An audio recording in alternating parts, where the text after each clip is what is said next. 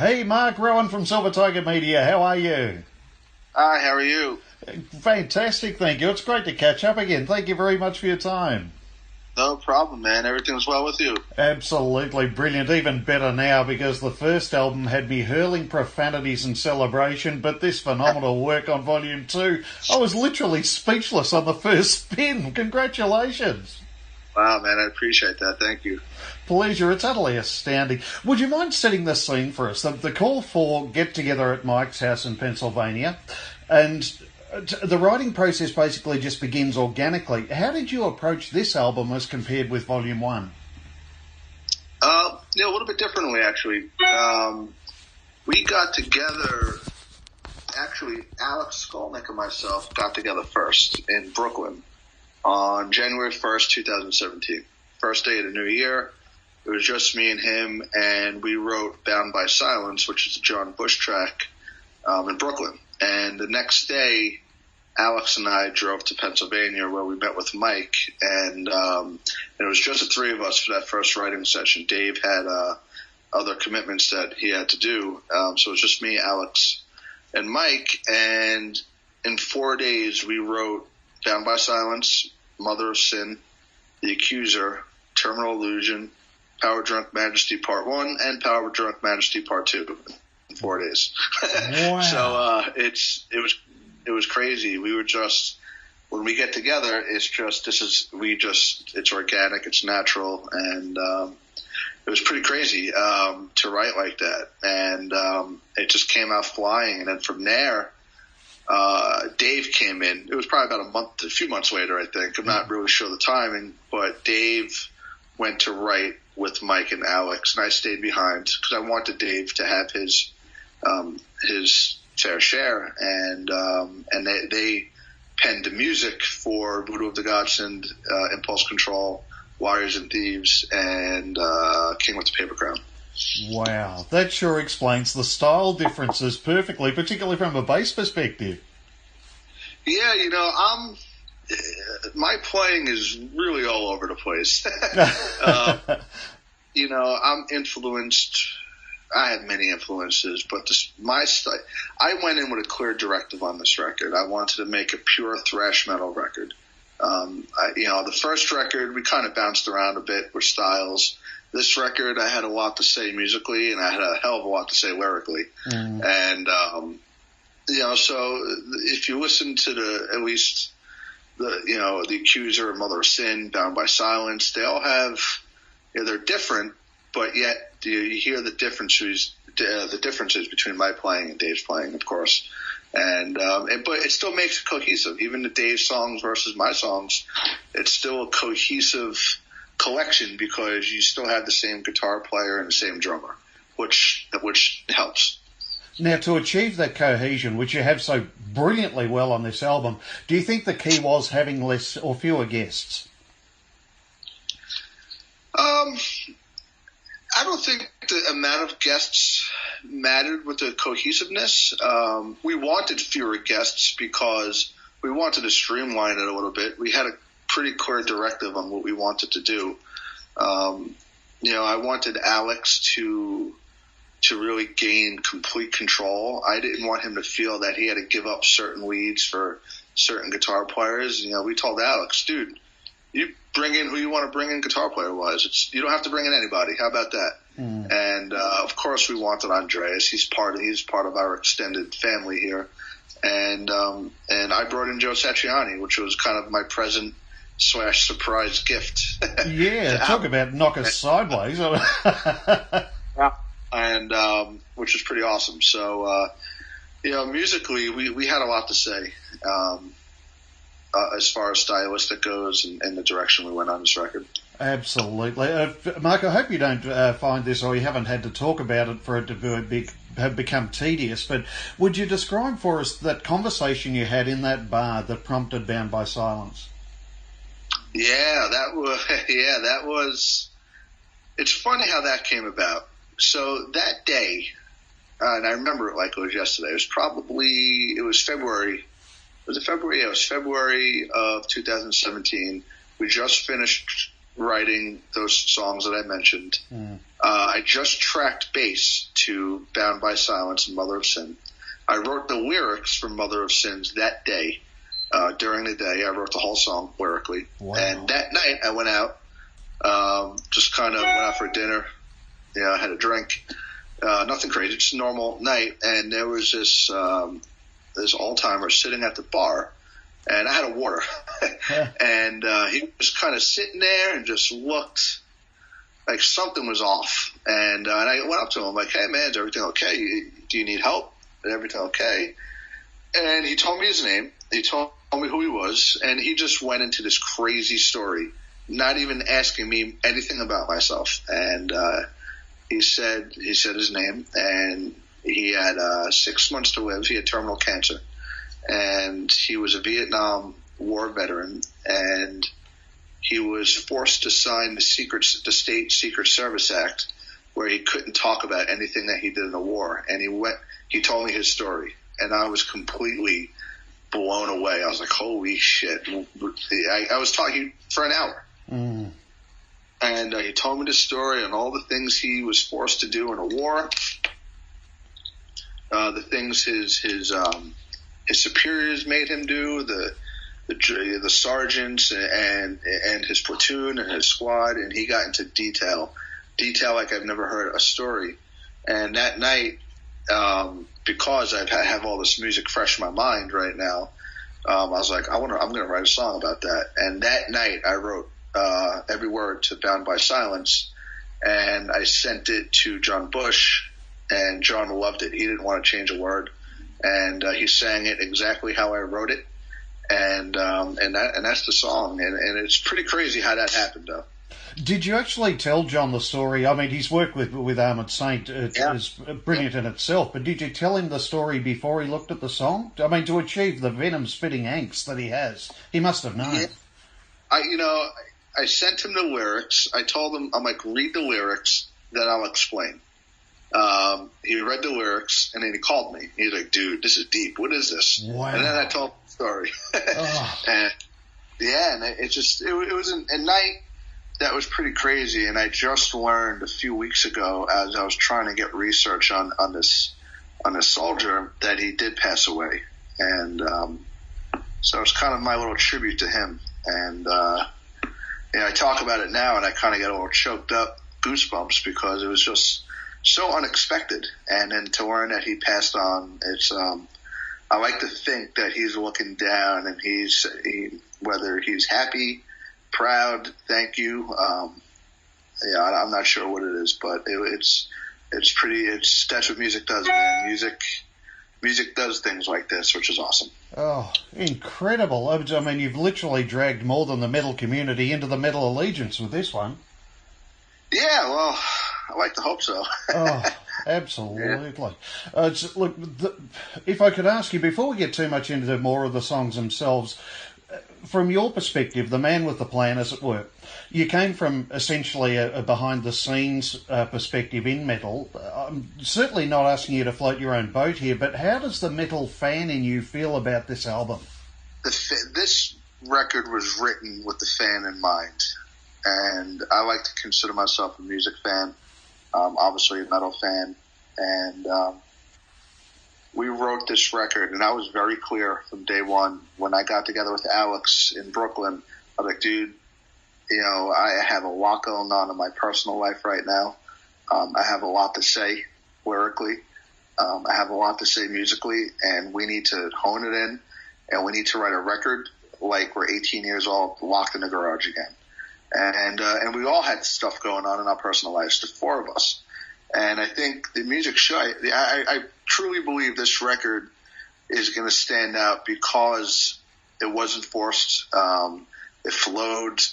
I mean, it's so natural. The writing just came out, and we're all having fun doing it. I think you could hear that. And, and the directive was, what would the metal fan think of this? How would they like this? And Bound by Silence was musically the first song we wrote. That set the bar. The second song we wrote was Mother of Sin. That set the next bar.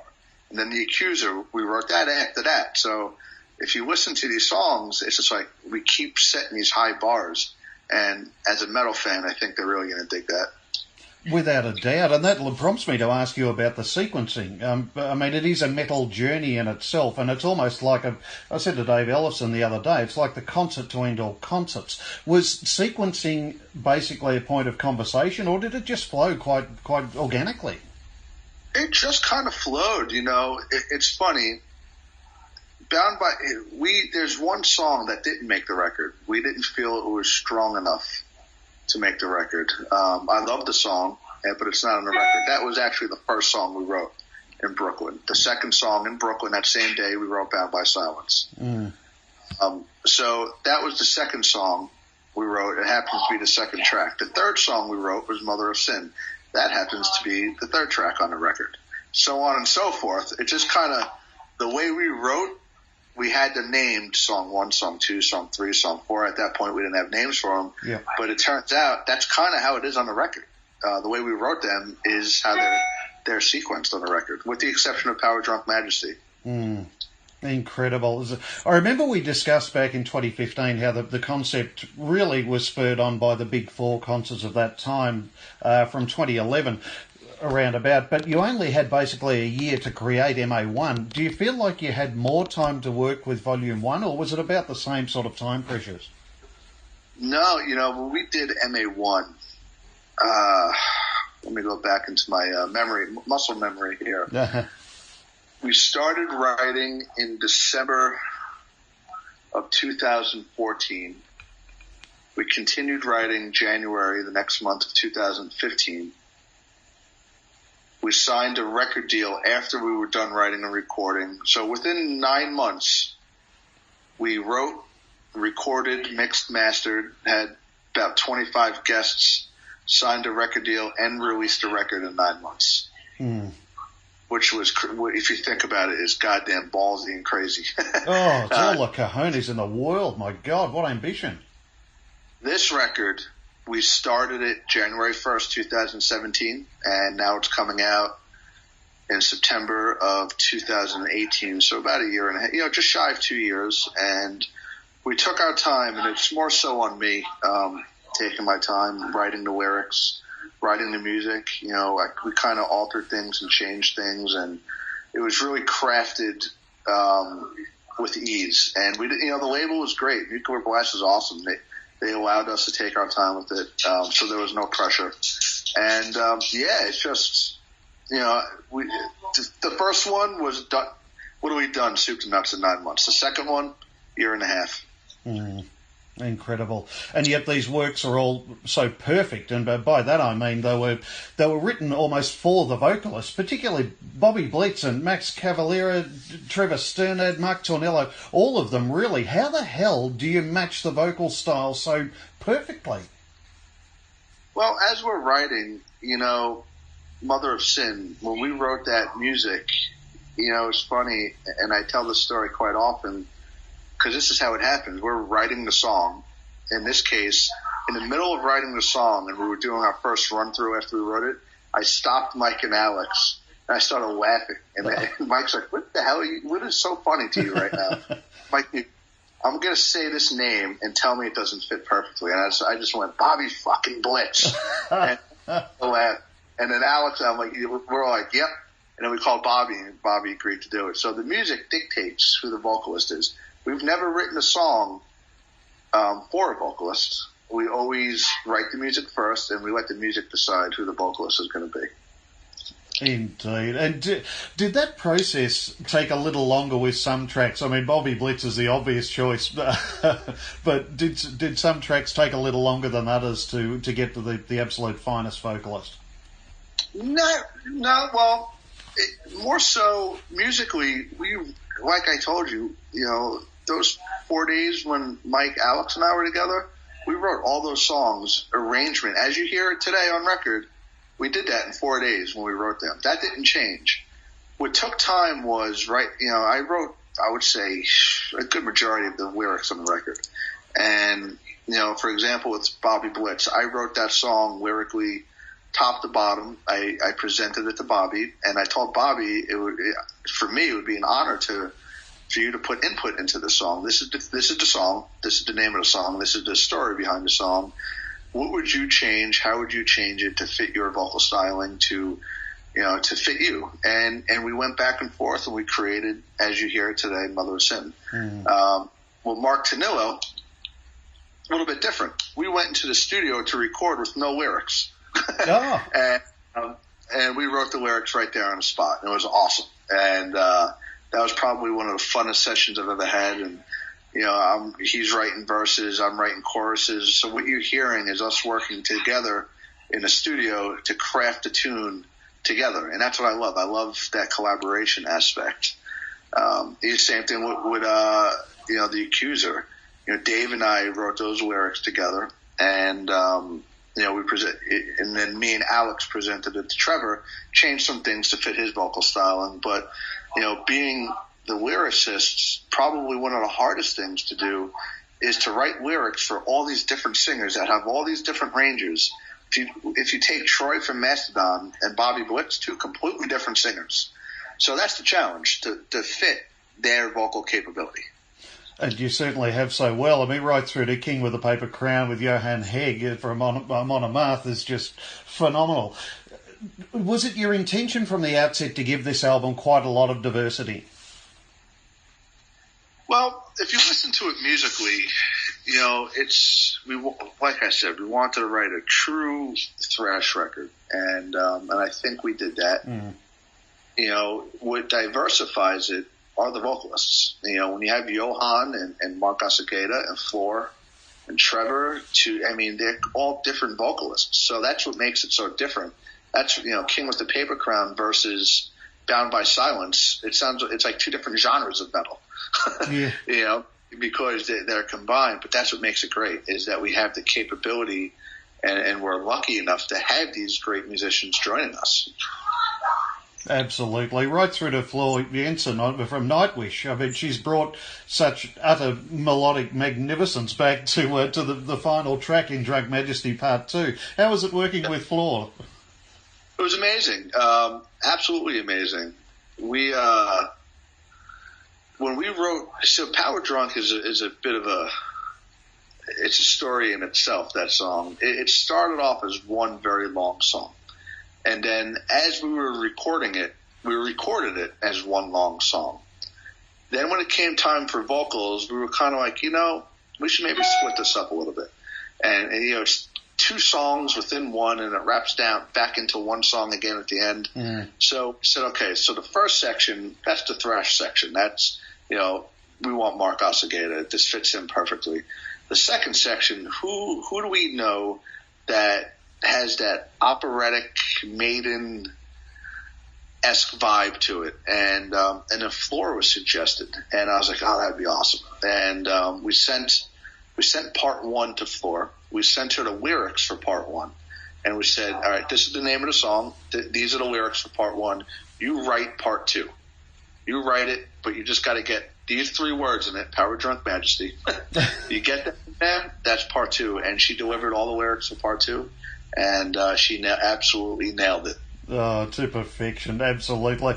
Mark, I realised that Joe Satriani was Alex's guitar teacher at one time, but how did that collaboration come about? Was it your idea or more his? Yeah, no, it was. I actually reached out to Joe. It was kind of when I heard that song, it's more in the, I call it the Maiden style of things. Yeah. Alex wrote basically all the music for part one. I wrote a lot of the music for part two. And at the end of part one, you hear that bass break. There's that whole bass section at the end, and it goes and it leads into part two. I thought, man, wouldn't it be cool for Alex and Joe to be on a track? And I knew Alex took lessons from Joe, and I know Joe very well. Joe and I go back a long time. I emailed Joe, go, hey, man, is this something you're into? Within an hour, he responded back, absolutely. We sent him the track. He loved it. The very next day, his solo was done. And Alex was blown away. He was like, I can't believe we got Joe Satriani on this. Because that's, it was his teacher, and everyone loves Joe, and he's probably the king of guitar. So to have him play on this with Alex, for me, it's special as a fan to hear those two on the same track. And I'm sure for Alex, it's even more special because, I mean, it's Joe fucking Satriani. You know, it's absolutely. Good God. Well, you've thrilled the metal community throughout the world so far, and as soon as this is released, I can't wait to see their reaction. It officially launches September 6th with you at the Gramercy Theatre in New York. And I desperately cannot wait to see the response from the metal community internationally on September 7th through Nuclear Blast. Yeah, me too, man. you know, I hope people dig the record. You know, a lot of this record is a lot of emotion, and I think that is captured. I think we captured that. This was not an email record. You know, we wrote these songs together in a room. We recorded them together. You know, just like the first record, it's very important for us to do that. The day we start writing electronically is the day Metal Allegiance will die. That will never happen, and it's very important for us to be in a shared space and doing this together. And I think that's what makes our record special. I think you hear that within our music. And again, you said it before. This is written by metal fans for the metal fans. You know, as cliche as that might sound, but it is the truth. You know, we're writing music that we want to hear as well. Absolutely. The one word that kept resounding with me during a review was masterful. It really is, and we cannot thank you enough for this sensational collection. You told me 3 years ago you would keep writing, and here it is. I didn't know it was going to get this much better. Well done. I appreciate that, man. Pleasure indeed, Mark. Thank you so much for your time today. I realise you pushed it for time. I'll let the next person get to you. Thanks, man. I appreciate it. Thank you again for all the support, dude. Pleasure indeed. Look, take care. All right, bye-bye. Bye-bye.